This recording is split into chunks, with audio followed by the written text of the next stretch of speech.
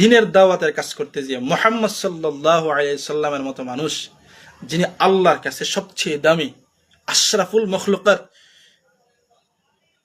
যিনি হিকমতের ভান্ডার, হ্যাঁ, যিনাকে আল্লাহ তাআলা রাহবার হিসেবে দুনিয়াতে পাঠাইছেন, ও মুহাম্মদ সাল্লাল্লাহু আলাইহি সাল্লাম পর্যন্ত দাওয়াতের কাজ করতে গিয়ে বহু মুসিবতের সম্মুখীন হইতে হয়েছে, এমনকি মক্কা ছেড়ে মদিনাতে হিজরত করতে হয়েছে।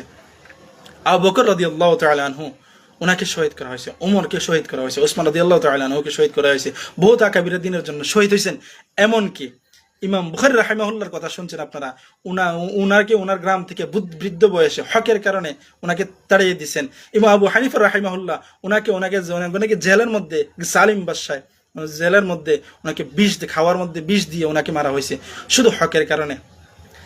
জিন্দিগি আল্লাহ তাআলা দিছেন আপনাকে আখিরাতের তৈরির জন্য, দুনিয়াতে জিয়ের জন্য না, দুনিয়াতে বাঁচার জন্য না, জীবনকে উপভোগ করার জন্য না, আখিরাতের তৈরির জন্য। আর আখিরাতের তৈরি হবে সমস্ত দুঃখ কষ্ট এগুলোর মাঝেই। মন চাইবে না নামাজ পড়ার জন্য মন লাগানো, মন চাইবে না আপনি হারাম কাজ ছাড়ার জন্য হারাম কাজ ছেড়ে দেওয়া, মন চাইবে না যে তাকে সঠিক কথাটা বলি, এই কথাটা আপনি মন যেটা চাইবে না এটাই করা।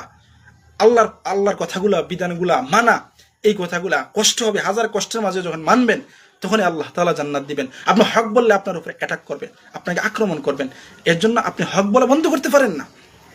আপনি যদি মনে করেন যে আমি হক বলা বন্ধ করতে, তাহলে সমাজের মধ্যে সবচেয়ে নিকৃষ্ট ব্যক্তি আপনি।